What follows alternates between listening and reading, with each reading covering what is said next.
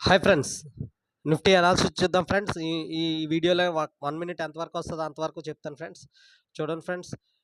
Value area high ఇది, day high ఇది, value area లో ఇది, డే లో ఇది. క్లోజింగ్ వాల్యూ ఏరియా డౌన్ అయింది. అంటే రేపొద్దున్న సెల్లర్స్ యాక్టివ్‌గా ఉన్నారు. మాక్సిమం డౌన్ సైడ్ ఉండొచ్చు ట్రెండింగ్.